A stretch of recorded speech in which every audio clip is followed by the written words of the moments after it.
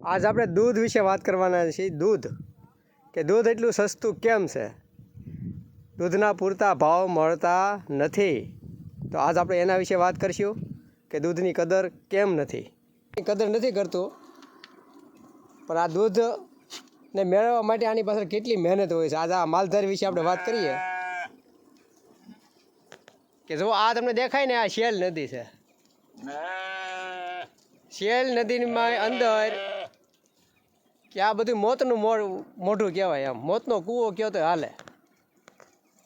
એની અંદર આ ઝોક બનાવી આખી રાત અહીંયા રહે, આખો દિવસ આ લોકો સરાવે. કાળા તડકાના આ ગાડર બકરા સરાવા જાય અને પછી આખી રાત અહીંયા રહેવાનું ગાડને રાખીને. આ કોઈ ઘર નથી કે આ ગામ નથી, આ માત્ર સીમાડાની જગ્યા છે અને શેલ નદીનો વિસ્તાર છે. જુઓ સામે આ તમને સડક દેખાય છે, એ શેલ નદીનો પટ છે આખો આવડો. આ બાલાભાઈ હાલે આવે છે માલ સાળીને આખો દી કાળા તડકામાં કાંટામાં. આ લોકોનું કેમ પૂરું કરતા હોય એ લોકો જાણતા હોય.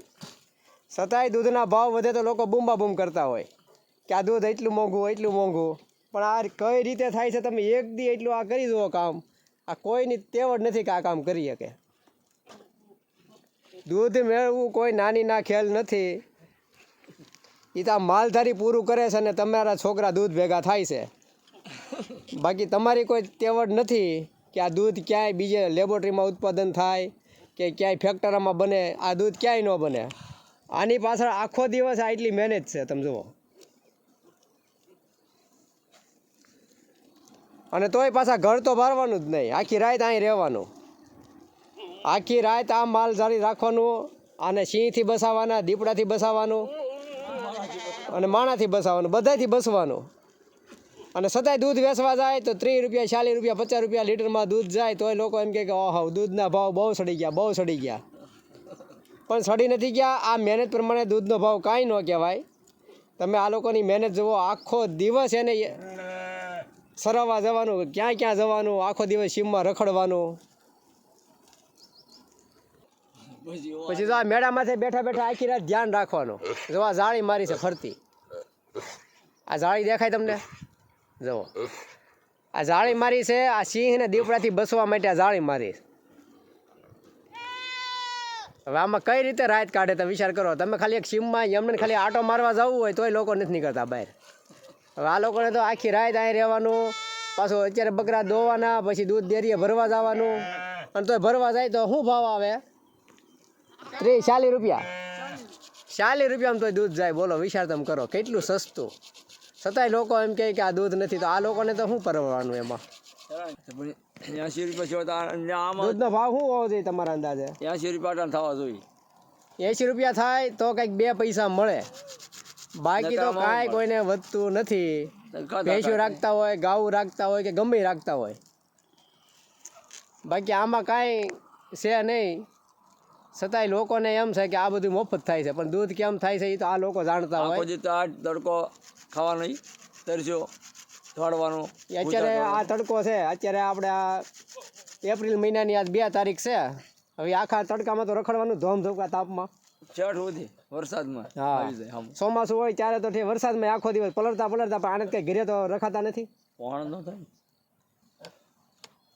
તો મિત્રો તમે જુઓ, આ દૂધ એટલું મોંઘું થાય છે, છતાંય આને તમારે ડેરીએ જવું પડે છે.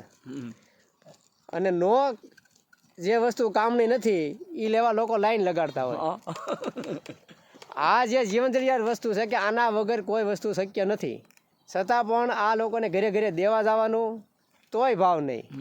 અને જેની જરૂર નથી એ 3 ગામના સીમાડે લેવા જાય, લાઈન લાગી જાય તોય અહીંયા લાઈન લાગે. અને નો ધાર્યો હોય એટલો ભાવ એનો આવે. તો આ દૂધની સાથે અને આ દૂધ જે લોકો ઉત્પાદન કરે છે એ લોકો સાથે ખરેખર અન્યાય જ છે. કારણ કે ભાવ પૂરા મળતા નથી.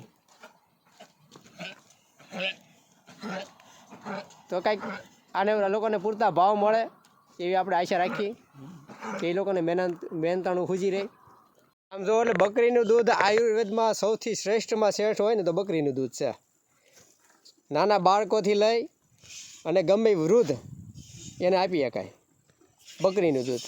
નાના છોકરાથી લઈ અને ગૌઢા સુધી કોઈ જાતની આડઅસર નહીં. એ આ બકરીનું દૂધ જો અત્યારે દોવાનું કામ હાલે છે આ બકરીના દૂધને. હવે આ દૂધના ભાવ ન આવે તો શું કરવાનું કયો તમે? આ શું ભાવે જાય? 20 થી 25 લીટર, 25 રૂપિયા લીટર.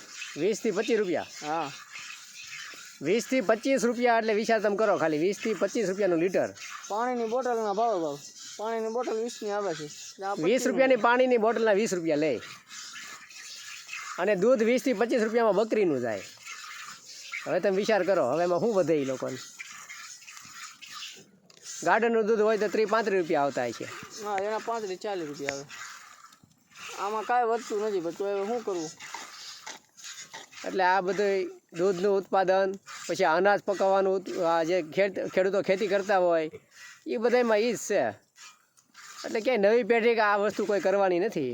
આ જૂની પેઢી જ્યાં લગી છે ત્યાં લગી આ બધું હાલવાનું છે.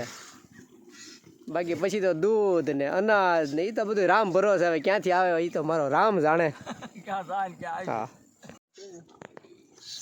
એટલે આ દૂધ ને અનાજ એ લોકોને મોંઘું લાગે. બોલો, આ દૂધ મોંઘું લાગે તો હવે બધું સસ્તું લાવવું શું કેવું બાલાભાઈ તમારું? માણસને ખબર નથી અમુક વસ્તુ શા પાકે છે ને શું છે. હા, મને હમણાં ફોરેનવાળા મળ્યા એક બહારના વસ્તુ હતી રોડે. મને કે આ વસ્તુ શું કહેવાય? ઘેટા બકરા લઈને જતો તો મને કે આ શું કહેવાય? મેં કે ઘેટા બકરા કહેવાય અમારા દેશી. મેં કીધા હા. એમ હવે એને ક્યાંથી ખબર હોય કે આ દૂધ ક્યાંથી તો આવે? દૂધ ક્યાંથી આવે ને શું ખબર હોય કે આ દૂધ શેનું બને? એટલે આવી વસ્તુ છે માણસને ખબર નથી. એમાં ભાવની વાત ક્યાં કરવાની છે? આમાં એવું નથી છે, એવું નથી હો.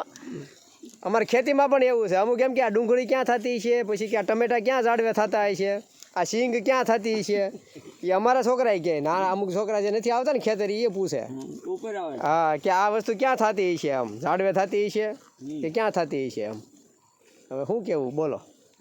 આપણે તમારી આજુબાજુમાં ક્યાંય પણ માલધારી રહેતા હોય તો પહેલો આગ્રહ આપણે એની પાસે દૂધ લેવાનો રાખીએ કે તમને ચોખ્ખું દૂધ મળે.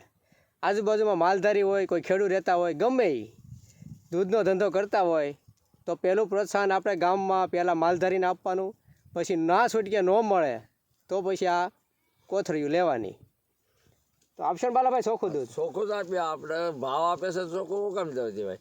અને અમારે ચોખ્ખું દેવાનું હોય. કોઈ ઠાકરને સાક્ષી જ આપીશ ચોખ્ખું. અમારે કોઈ ન પાણી નાખવાનું વસ્તુ આવે એ પાણી નાખે તો તમારો ઠાકર રિહાય. અને દ્વારકાવાળો ઠાકર રિસાય પાણી નાખે. એને કોથળી લેવાનો માણસને મોહ થાય. ચોખ્ખું ખાવાનો ઓછો મોહ રહેશે. આવું વસ્તુ બને. પણ ચોખ્ખું ખાવામાં જ ફાયદો છે. ઓલામાં જ પાવડર આવવાનો છે. બધું આવે, ભેળસેળ આવે, પાવડર આવે, કાંઈ આવે, કેમિકલ આવે. આ તો હામાં ઉભા રહીને પ્યોર દોઈને દેવી છે. તોય છતાં લોકોને વેલ્યુ નથી. એમ નથી માણસને મળતી કે ભાઈ આ અમારે ઓલું લેવું ડેરીનું.